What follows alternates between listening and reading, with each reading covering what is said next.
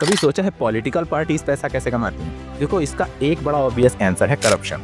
लेकिन जो व्यक्ति अपने पर्सनल फायदे के लिए करप्शन कर रहा है वो जाके पार्टी को तो पैसा देगा नहीं, और फिर जिस पार्टी ने पिछले कई सालों से रूल ही नहीं किया है वो करप्शन कैसे करेगी? यहाँ पर आता है इनकम टैक्स एक्ट की एक लाइन, सेक्शन 18 GGC।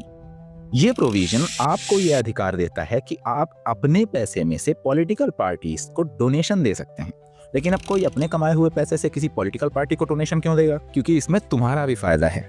मान लो तुम्हारी इनकम है 30 लाख रुपए, अब इस पर नॉर्मल टैक्स बनता है 5 लाख रुपए, पर यही 30 लाख रुपए तुम जाकर के अपनी फेवरेट पॉलिटिकल पार्टी को डोनेट कर देते हो और पार्टी से कहते हो कि इस 30 लाख में से जो मेरा 5 लाख टैक्स बन रहा था वो तुम रख लो और बाकी का पैसा मुझे वापस कर दो। इससे तुम्हारा पैसा नहीं बचा, लेकिन वो 5 लाख रुपए जो पार्टी के पास गए पार्टी याद रखेगी। अब अगर फ्यूचर में वो पार्टी जीत जाती है तो तुम्हें मिलेगा कॉन्ट्रैक्ट, क्लियरेंस और तगड़ी वाली पकड़, और इस तरह से दोनों का ही फायदा होता है, तुम्हारा भी और पॉलिटिशियंस का। और पॉलिटिक्स का इंजन चलता रहता है। साल 2019 से साल 2024 के बीच में सिर्फ इसी एक स्कीम के थ्रू पॉलिटिकल पार्टीज को मिला था 12,000 करोड़ रुपए का डोनेशन। और सबसे इंटरेस्टिंग बात यह है कि इस सिस्टम को इंट्रोड्यूस करने का मकसद था करप्शन को खत्म करना।